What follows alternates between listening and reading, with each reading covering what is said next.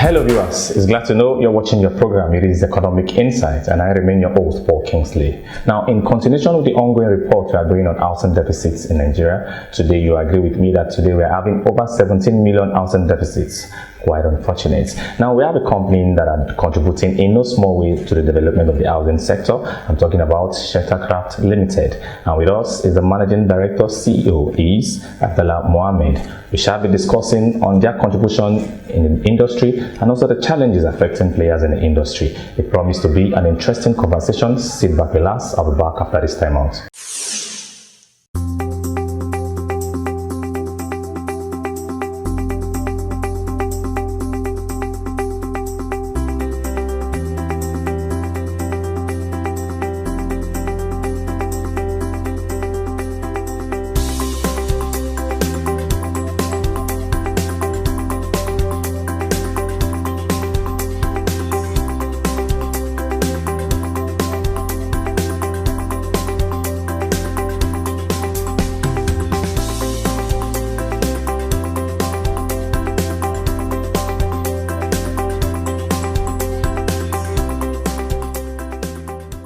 Home ownership is a priority for most Nigerians. However, their accessibility has remained a dream for a significant proportion of the population due to limited sources of suitable financing and limited access to affordable housing. With its commitment to providing affordable and quality homes to Nigerians, Sheltercraft Limited is introducing creativity to housing sector. Abdullah Mohammed is the managing director. Sheltercraft Limited is a real estate development and real estate services company. We are in the business of residential real estate specifically, as our name says. We started as a construction company almost 5 to 6 years ago, but then we started Sheltercraft specifically as a special purpose enterprise just for residential real estate. As you know, as you've said, we have a huge housing deficit in the country, so we are trying to contribute a little to the deficit. Sheltercraft Limited is thriving to become one of the leading players in the housing sector in Nigeria, with the aim of delivering accessible and affordable homes to Nigerians. Well, I have to say, to start with, passion, because we are a team of professionals in the built environment sector. We have architects, engineers, estate surveyors, what have you. Well, as with every business, we have passion and then business. So we are a young team, but we also have older people, because you know the business of construction, there are a lot of you need experience, you need know-how. So we have a team of both young and a bit older people. So our passion is what inspired us to start with is the passion, and then we want to have a legacy in the real estate sector. The company is highly equipped with young dynamic management and technical team to execute any given task in its field of endeavors.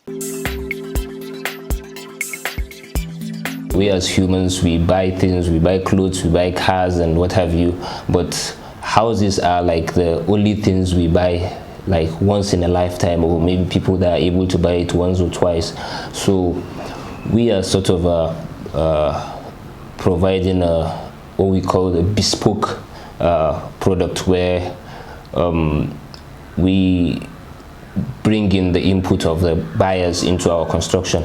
So we have a project presently in Jahi where we have two options. You either buy it from us as completed, or we sell it to you at carcass level, or we sell it to you at carcass level and we take you into the finishing. You choose your tiles, you choose your doors, everything.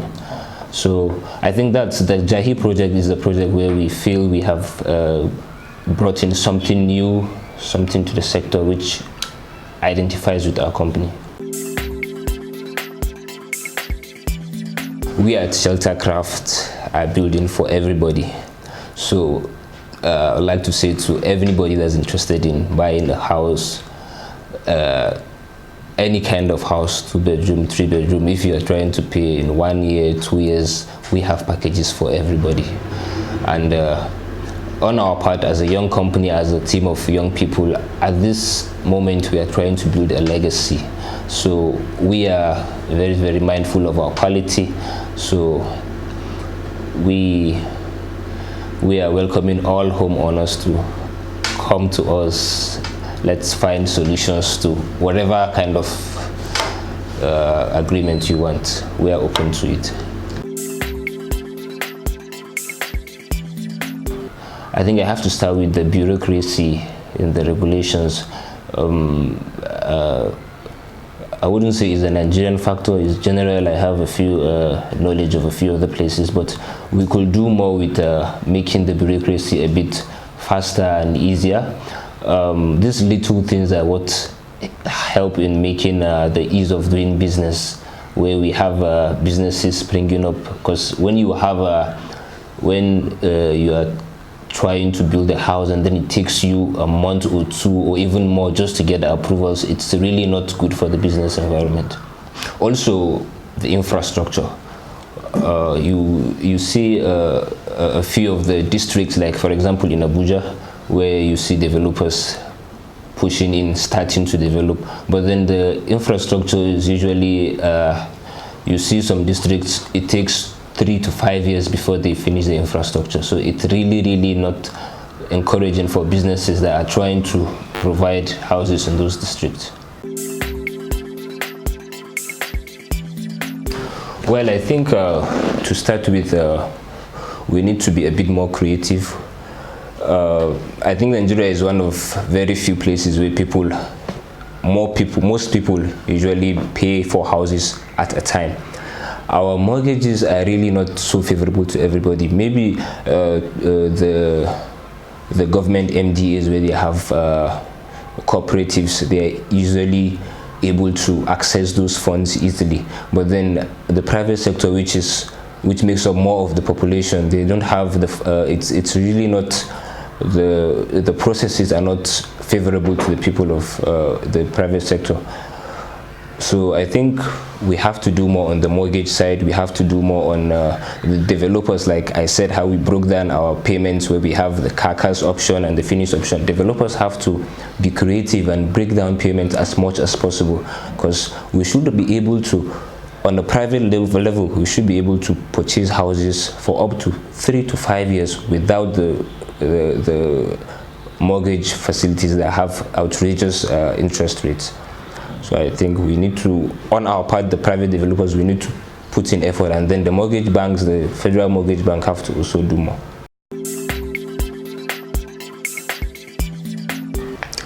Well, as a business person, I think the answer is easy.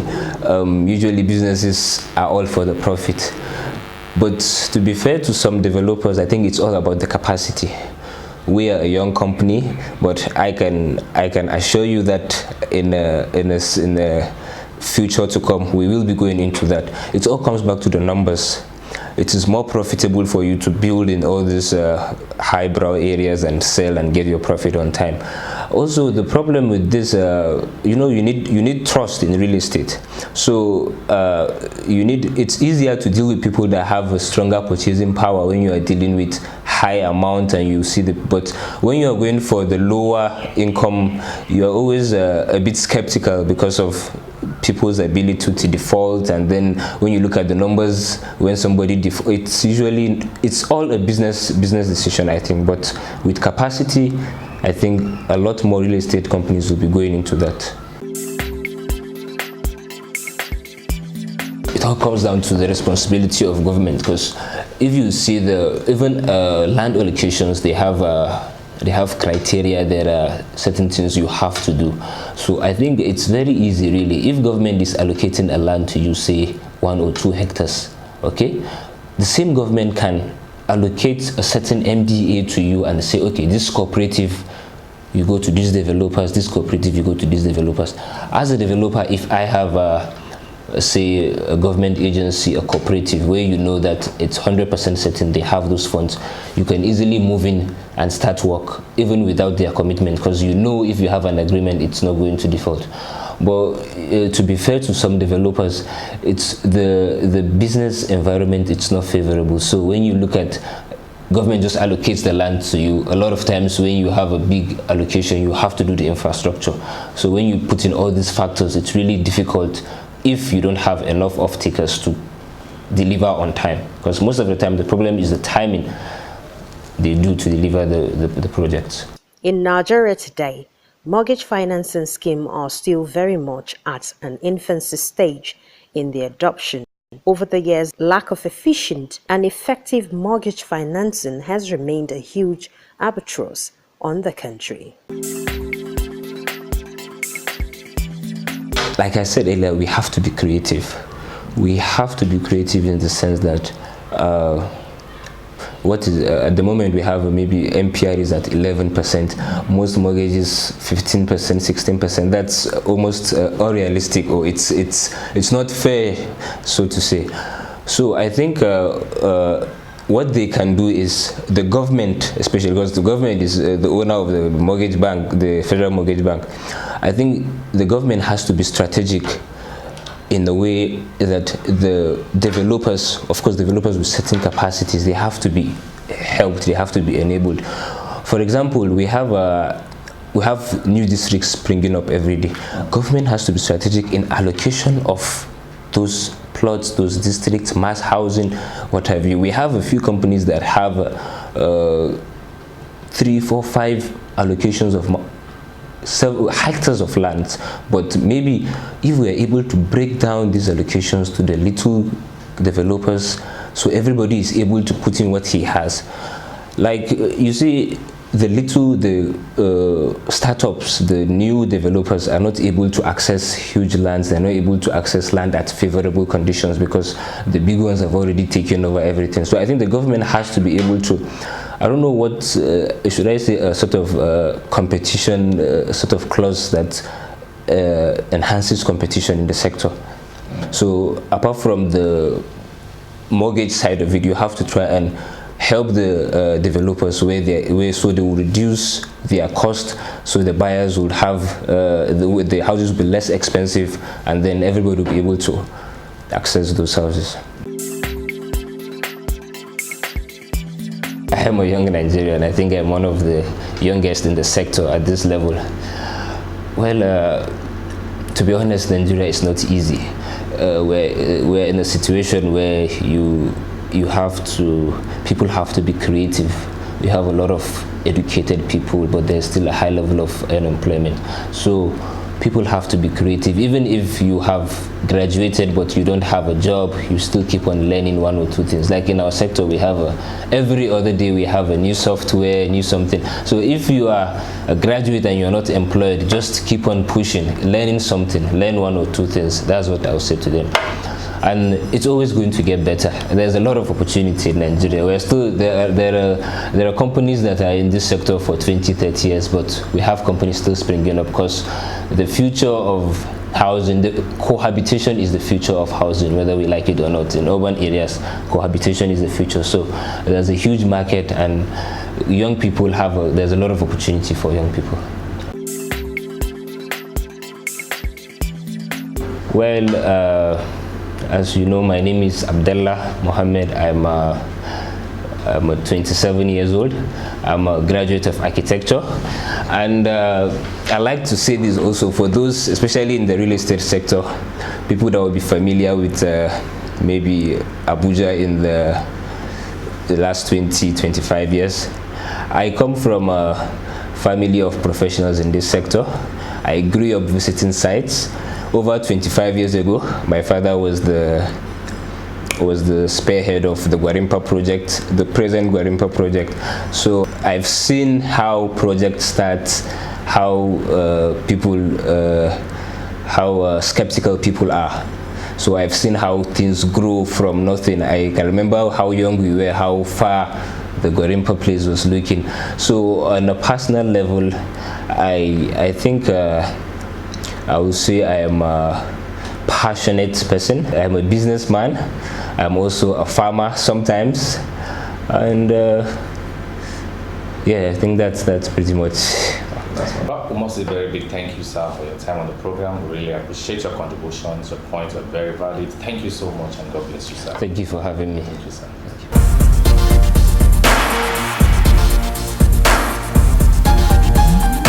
Hello viewers, it's glad to know you're watching your program. It is Economic Insights and I'm your host, Paul Kingsley.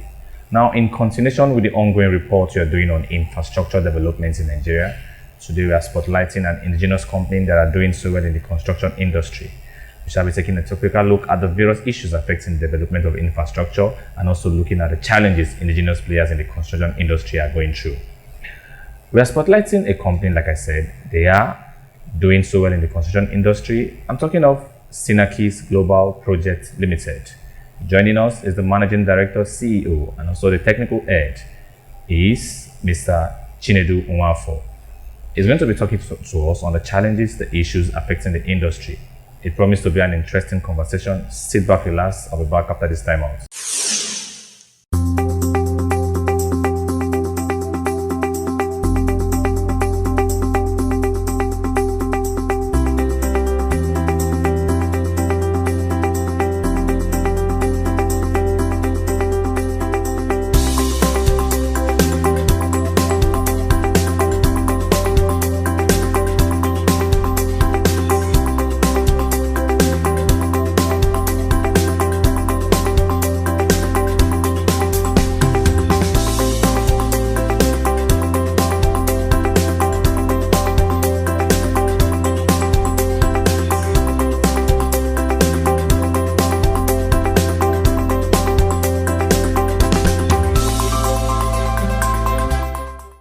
Ceenakys Global Project Limited is one of the leading specialist companies with several years of experience in waterproofing techniques on concrete roofed structures.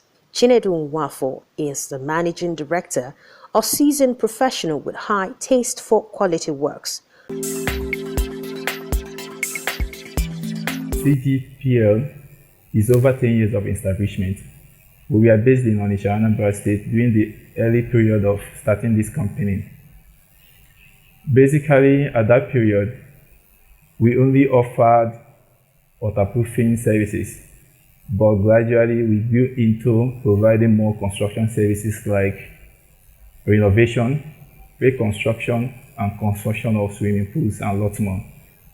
The company has expanded since inception.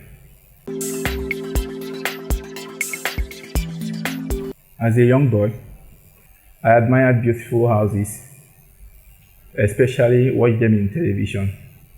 During that period in the city of Onitsha where I grew up, it's not common to see beautiful houses like you see today. Fast forward to my teenage years, I had a friend whose father was a waterproofing specialist. I visited him after school session, then I was still in university then. I was privileged to see some of his job at the construction site. It was an eye-opener. I could relate with the job, especially because of my fondness for beautiful houses. After the session, I got admission to study reinforced concrete and masonry design in Cape Peninsula University of Technology in South Africa. It was an unsung experience. To God be the glory. This is where we are today, with determination to keep growing and covering more areas of construction. Over the years, the company has maintained consistency in providing solutions to building and civil engineering constructions works across the country, with utmost emphasis on quality and timely completion of projects to standards, specification, and clients' satisfaction. Ceenakys Global Project Limited, we use various waterproofing materials like elastoplastometric membrane, plastometric bituminous membrane, roof cement, liquid plastic solution. Because of weather condition in different states in Nigeria, we use the most suitable in some areas. For example, using roof cement as an insulation job for a place like Kano. You know, Kano has very harsh weather. the durability of the material is 5 to 6 years. Is not suitable. We recommend to use material like elastoplastometric membrane. Durability is 15 to 20 years. Cold flexibility is 20 Celsius. Heat resistance is 120 Celsius. And breaking point is 35 Celsius. In an area like Kano, we prefer to use the material because it's the most durable and reliable. Yes, we produce roof cement. We have an industry in Onitsha where we produce roof cement. We import other materials like elastoplastometric membrane. We import it from Italy. Ceenakys Global Projects Limited is highly equipped with young dynamic management and technical team with years of corporate and field experience to undertake and execute any given task in its field of endeavors. We have handled number of projects. 2013 was our limelight breakthrough. It was when we handled our first big project. We were contracted to waterproof 2 buildings belonging to Nigerian Turkish. That was then Turkish International College. Now it's Nigerian Tulip International College, both in Kano and Abuja. Within the same year, we contracted to waterproof building belonging to Digital Bridge Institute in Otaka, Abuja, affiliated to NCC, and Maitama District Hospital in Maitama, Abuja. Basically, I would say what distinguishes our firm is our professionalism and attention to details. We give 3 years guarantee, and within this period, we pay attention to any error noticed and with no extra charge, except for damages in occur as a result of negligence. The importance of installation job is, so many people during the time of inspection, I noticed so many buildings in a very critical condition that some of the owner don't pay attention to it. They still have it managed till beyond management. So I think installation job is very important to protect your assets. It's very important on building. The most challenge we encounter at times is delay in producing or getting some specific materials at the point of emergency. But it's not a constant experience because we have put plans in place to avoid delaying jobs. Another challenge we encounter is maintenance culture. At the other end, after isolation of waterproofing materials, some inappropriate facilities are kept right on the isolation materials that might damage the material.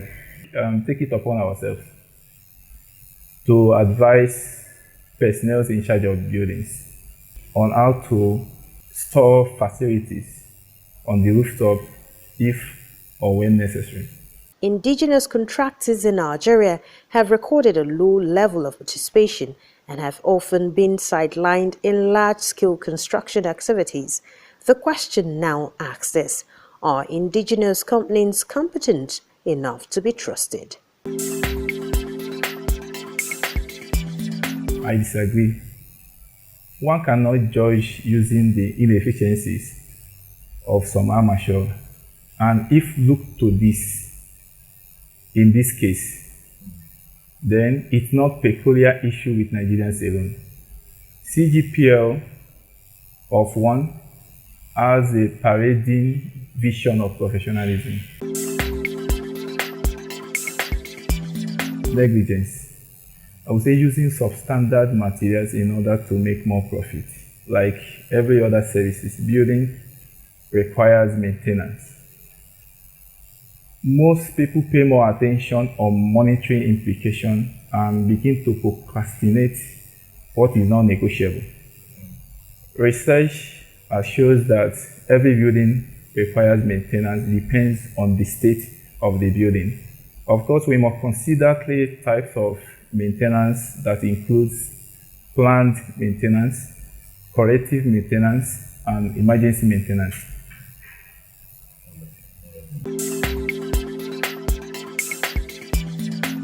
My advice is to start earlier. It's much better. To be your own boss is much better. It's like working for yourself. It's like, I don't know how else should I put it now? You will make a fortune by working for yourself than working for someone else. You will just make a living. My name is Ceenakys. I'm a passionate and experienced waterproofing specialist with many years of experience. Well, I want to say very big thank you, sir, for making our time to be with us. Thank you for your contribution You're to the welcome. program. We really appreciate your time and contribution on the program. Thank you so much. You're welcome. God bless you. I appreciate it. You're welcome.